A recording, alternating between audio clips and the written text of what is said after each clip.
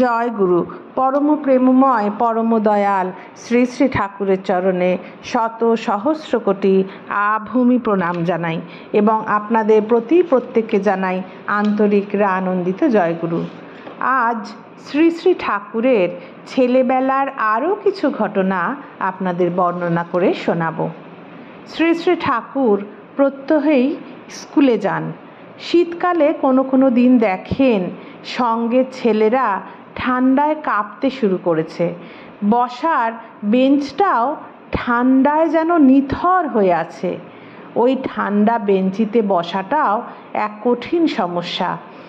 তখনই তিনি সঙ্গীদের বলেন, দাঁড়া ভাই, আমার গায়ের আলোয়ানটা ভাঁজ করে বেঞ্চে পেতে দেই, তখন ঠান্ডা একটু কম লাগবে।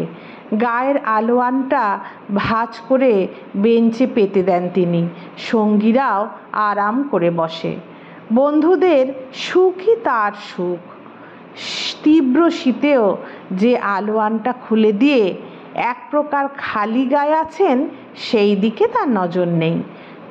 কখনো দেখেন কেউ একজন ঠান্ডায় ঠকঠক করে কাঁপছে, হয়তো বা গরিব দুঃখী ঘরের ছেলে। ওদের যে গরম কাপড়ই নেই, আর পাবেই বা কোথা থেকে? তৎক্ষণাৎ তিনি নিজের আলোয়ান, চাদর, গায়ে যা থাকে তাই জোর করে অন্যের গায়ে জড়িয়ে দেন। কখনো বা পরনের জামাটাও অন্যকে পরতে দিয়ে দেন। কাপড় অন্যকে দিয়ে আসার সময় হয়তো বা খালি গায়েই এলেন। কাশীপুর প্রাইমারি স্কুলে বা গোপাল লাহিড়ীর পাবনা ইনস্টিটিউটে পড়ার সময় এমন ঘটনা আকছার কতবার যে ঘটেছে তার কোনো ইয়ত্তাই নেই। খালি গায়ে এলেই মা রাগে জ্বলে পুড়ে বলে ওঠেন, কাপড় জামা কি হলো? আজ কাকে দিয়ে এলি? দাঁড়া, আজ তোর পিঠের ছাল এক তরফ না তুললে তুই ঠিক হবি নে। দিনে তোর অত্যাচার দেখি মাত্রা ছাড়িয়ে যাচ্ছে। তিনি উত্তর দেবার সময়ই পান না। উত্তর দিলেও তা কে শুনছে? পিঠের ওপর কঞ্চির বাড়ি পড়তে থাকে। নিজের গায়ের কাপড় অন্যকে দিয়ে এসে শীতকালে বছর অনেক দিন চর, কিল, কঞ্চির বাড়ি, কঠোর গালিগালাজ ইত্যাদি মায়ের কাছ থেকে পুরস্কার রূপে পেতে হয়েছিলই তাকে। কিন্তু স্বভাবের পরিবর্তন আর হয় না। মায়ের কাছ থেকে এমন ব্যবহার পেলে কখনো মনের দুঃখে মায়ের গুরুদেবের ছবির সামনে তার কোমল হৃদয়ের অভিযোগ ব্যক্ত করেন।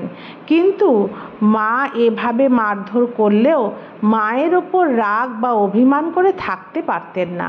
আর করবেনই বা কীভাবে? মা যে তার প্রাণতুল্য প্রিয়। মা আর দিদিমা সহ্য করবেনই বা কত? অদ্ভুত তার স্বভাব।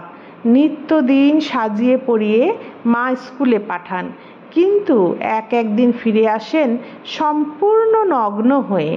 জিজ্ঞেস করলে বলেন, অমুকের যে পড়ার কিছুই নেই।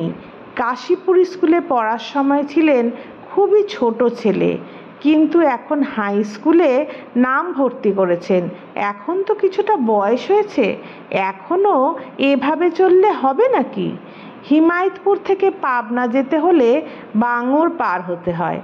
বাঙর একটা সোতা, খরায় কোনো প্রকারে তনু রক্ষা করে বেঁচে থাকে, কিন্তু বর্ষার জলে ভরে গিয়ে একটা নদীর মতো হয়।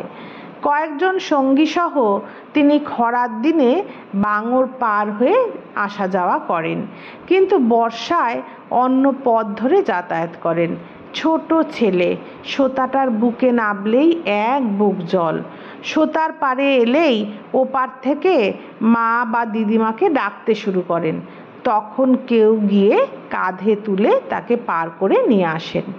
একদিন স্কুল থেকে এসে বাঙরের ওপার থেকে ডাকা শুরু করেছে, ও মা গো, তাড়াতাড়ি পার করে নিয়ে যা আমাকে, খুব খিদে পেয়েছে। বাঙরে তখন এক বুক জল। কয়েকটি মহিলা নদীর ঘাটে চান করছিল। তাদের তিনি বললেন, তোমরা আমার মাকে তাড়াতাড়ি ডেকে আনতে পারো নাকি? আমাকে পার করিয়ে নিয়ে যাবে, খিদে পেয়েছে। ঘাটে কাপড় ঝুলছিল যোগীন্দ্র ধোপা। ওকেই তিনি ডাকতে শুরু করলেন, ও যোগিন মামা, আমাকে পার করে নিয়ে যাও, থাকতে পারছি না, বাড়ি যাব, খুব খিদে পেয়েছে যে। ডাক শুনে যোগিন মুখ তুলে দেখল, হাতে স্লেট বইপত্র নিয়ে ওপারে দাঁড়িয়ে আছেন চক্রবর্তীর ছেলে অনুকূলচন্দ্র। পার হওয়ার জন্য ছটফট করছে।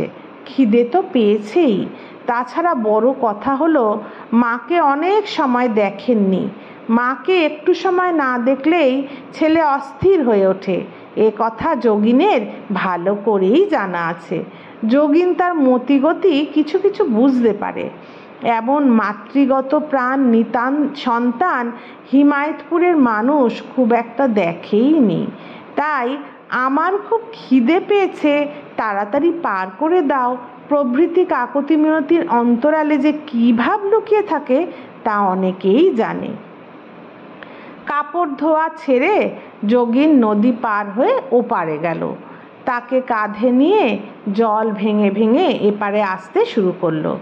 যোগিন তাকে ওরকম উলঙ্গ দেখে জিজ্ঞেস করলো, কি ভাগ্নে, আজ ন্যাংটা হয়ে স্কুলে গেছিলে নাকি? এইভাবে স্কুলে গেলে মাস্টার কিছু বলে না?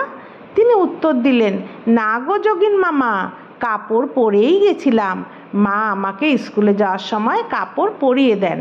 তাহলে তুমি ন্যাংটা কেন, কাপড়ের কি হলো? যোগিন জিজ্ঞাসা করলো। একজনের যে একেবারেই নেই, ওর খুব দুঃখ জানো যোগিন মামা, পরমপিতা ওদের দুঃখ দূর করবেনই তো।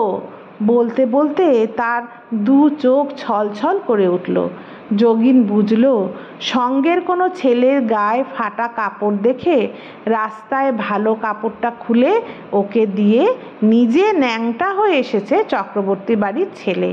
হায় রে, মহাপ্রাণ দরদি হৃদয়।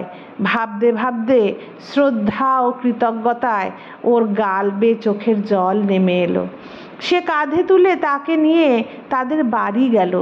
উঠোনে পা দিয়েই দিদিমা কৃষ্ণসুন্দরীকে মা মা বলে ডাকতে শুরু করলো। দিদিমা বেরিয়ে এলেন। মা, এই যে আপনাদের ছেলে। যোগিন কাঁধ থেকে ছেলেকে নামিয়ে বলল। দিদিমা দেখেন ছেলে পুরো উলঙ্গ। তুই দেখি দিগম্বর হলি, তো কাপড় চোপড় কি হলো? যাওয়ার সময় সেজে গুজে গেলি, এলি ন্যাংটা হয়ে। বলি, ও মনো, দেখে যা এসে তোর ছেলের কাণ্ড। কৃপাময়ী মনমোহিনী দেবীকে ডাকতে শুরু করলেন। যোগিন দিদিমাকে বলতে শুরু করলো, ও যা করেছে ভালোই করেছে। সে কি নিজের ইচ্ছাতে এসব করে? ওর স্বভাব করায়। মা, ওকে গালাগালিজ করবেন না, আপনার দুটি পায়ে পড়ি, আপনি ওকে মারতে দেবেন না। যোগীনধোবা এই কাহিনী অনেকের কাছেই বলেছে। এই ছেলেকে নিয়ে সবচেয়ে বেশি বিপদে পড়েছেন মনমোহিনী দেবী। শুনলেন অমুকের বাড়িতে খাবার নেই, দৌড়ে এসে মাকে বললেন, মা, ও মা, অমুকের বাড়িতে খাবার নেই, ফুরিয়ে গেছে, তুই মা চাল দিয়ে দে। ছেলের স্বভাব মায়ের জানা আছে, নিজেরই অভাব তবু কোনোভাবে জোগাড় করে দেন। ওদের খাওয়া হলে তবেই শান্তি। কখনো কখনো শুনলেন অমুকের বাড়িতে অসুখ, টাকার অভাবে চিকিৎসা করাতে পারছে না, শোনা মাত্রই বাড়িমুখী দে দৌড়। মাকে এসে ধরলেন, অমুকের বাড়িতে অসুখ মা, তুই মা কোনো মতে দুটো টাকা দে, দিতেই হবে, নইলে যে রক্ষে নেই। হয়তোবা গায়ের কেউ অনাথ অনাথিনীর বিপদ বলে শুনেছেন। মাকে এসে বলতে শুরু করলেন, মা কিছু টাকা দে, এক্ষুনি দিতে হবে, নইলে আমি মরে যাব। এমনই ছিলেন আমার ঠাকুর, শ্রী শ্রী ঠাকুর অনুকূলচন্দ্র। আজ তবে এতখানি থাক। জয় গুরু। বন্দে পুরুষোত্তমম।